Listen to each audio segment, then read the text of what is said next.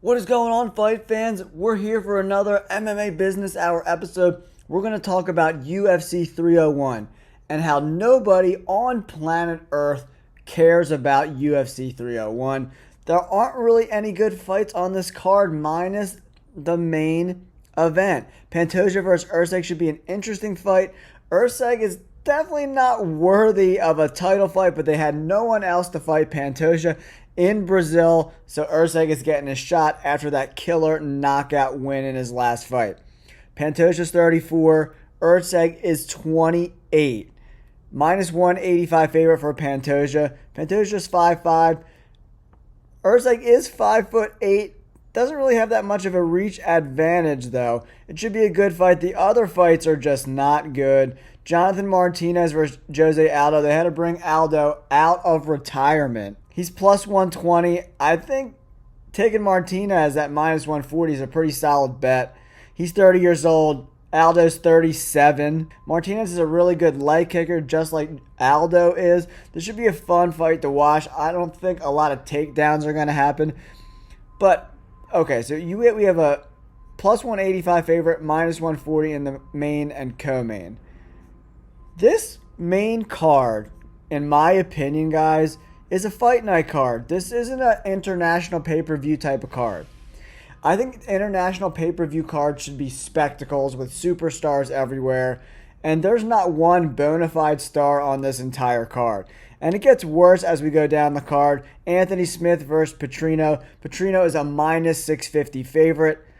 Pereira versus Potieria, minus 725. And then Paul Craig versus Chao Barrillo, who's a really good fighter, minus 650. Come on, this is a pay-per-view, UFC 301.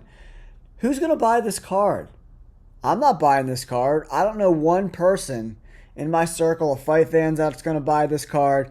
There's no fight on this card that's going to make you hit that buy button on ESPN Plus to buy this pay-per-view. Pantoja versus Erceg, I'm not interested. Erceg has no personality. He had a big win in his last fight. He punches hard, but he has zero star power at all whatsoever. Jonathan Martinez could be a potential good fighter in this weight division, but beating old, was retired Aldo does really nothing for his career. Anthony Smith just is losing every fight he fights at this point in his career. He's pushing 60 fights. He's 35 years old. Petrino's probably going to smoke him. Anthony Smith got lit up like a Christmas tree by Khalil Roundtree. Yikes. Pereira's always a fun guy to watch, but he's not a superstar. And when he's fighting a guy that's plus 450, put Pereira against a guy with some recognizability. We need to sell this pay-per-view. No one is selling this pay-per-view card. I'm a firm believer that any fight card that's outside of the United States needs to be a banger of a card. This is not a banger of a card at all whatsoever.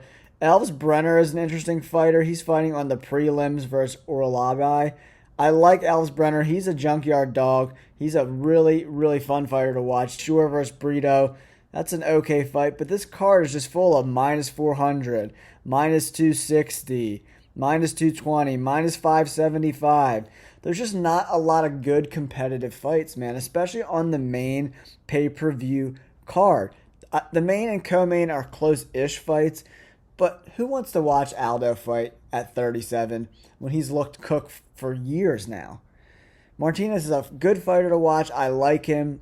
Does he have star power? Is anyone buying this pay-per-view because of Jonathan Martinez? The answer is no. Anyone buying for Anthony Smith or Vitor Petrino? No. Petrino is an undefeated fighter. He has the potential to be a really good fighter at this weight class. But Anthony Smith is cooked, in my opinion. I like Anthony Smith. He's good for the sport. I just don't like him as a fighter. The Paul Craig fight. If Paul Craig fights anyone that's okay on the ground and can strike at all, he has no chance of winning. His striking is awful. That's why Chao is minus 650.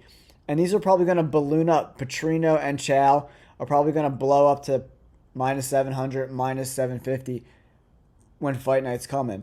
And then we have really good fights around the corner. UFC 302 with Makhachev and Dustin Poirier. And then we had the Conor McGregor, Michael Chandler fight. exciting fights. This card stinks. Dana White dropped the ball a little bit on this card. I mean, UFC 300 was a banger, right? So we're dealing with the residual effects of that. We had such a great card, and then you put on this stinker. Man, if they do like 200,000 pay-per-view buys, I'll be shocked. Because this card sucks.